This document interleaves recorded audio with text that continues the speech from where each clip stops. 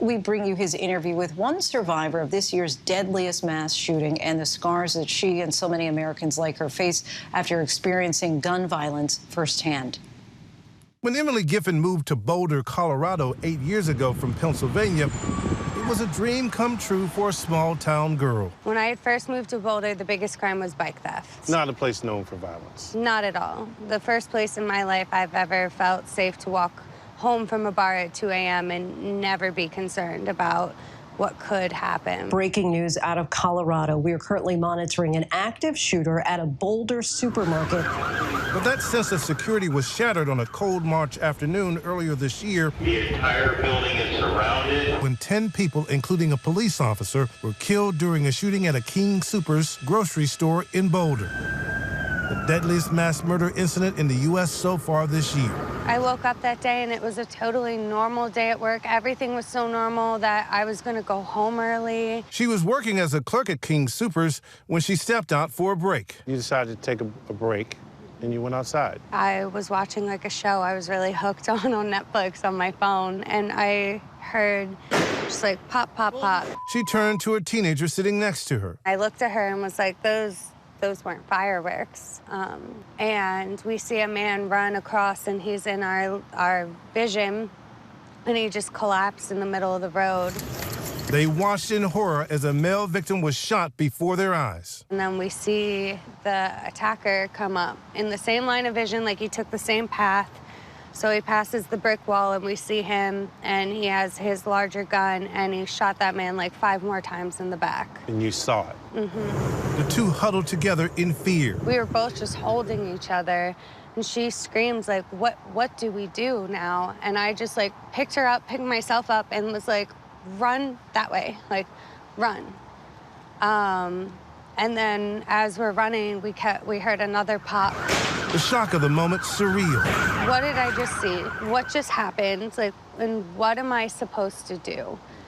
And they do they train us at the store. You watch videos, but like when you're in that moment, you can't remember. Like, oh, the video said step 1 this, step 2 that, step 3 this. So you think it's time to run? Yeah.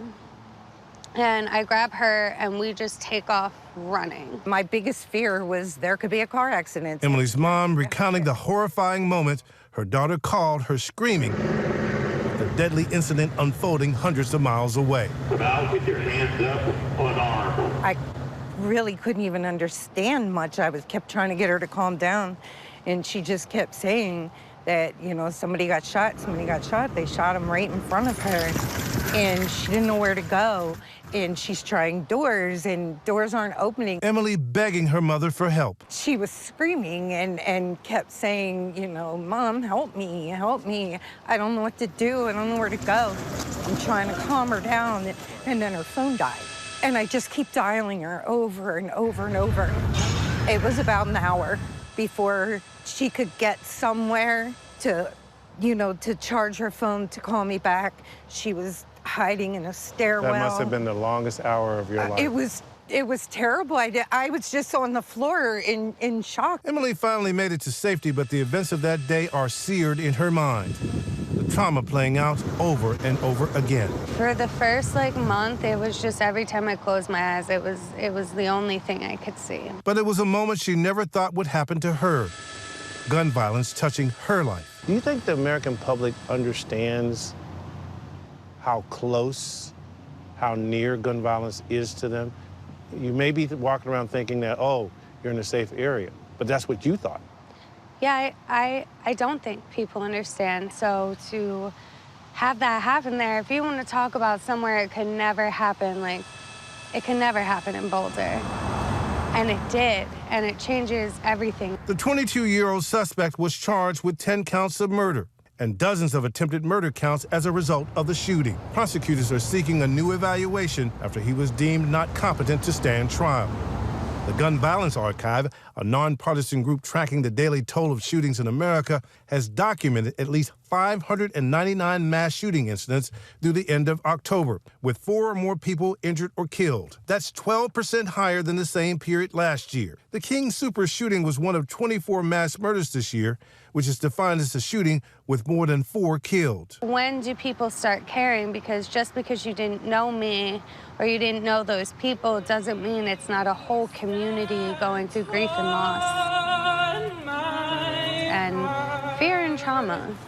And those things carry on to people no matter where you are or where you go in life. But it's not just those who were present on that day. Their families also relive the trauma as they struggle to move forward. I have nightmares about it. I hate her going places.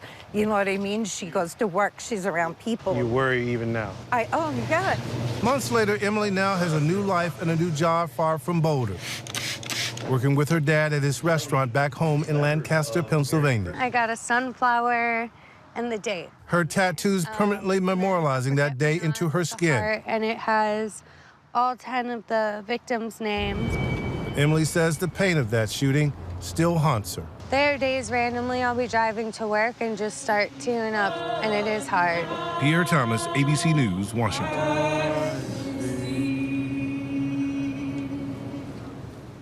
Our thanks to Pierre for that, and to Emily and her mother for sharing their story. Hi, everyone. George Stephanopoulos here. Thanks for checking out the ABC News YouTube channel. If you'd like to get more videos, show highlights, and watch live event coverage, click on the right over here to subscribe to our channel. And don't forget to download the ABC News app for breaking news alerts. Thanks for watching.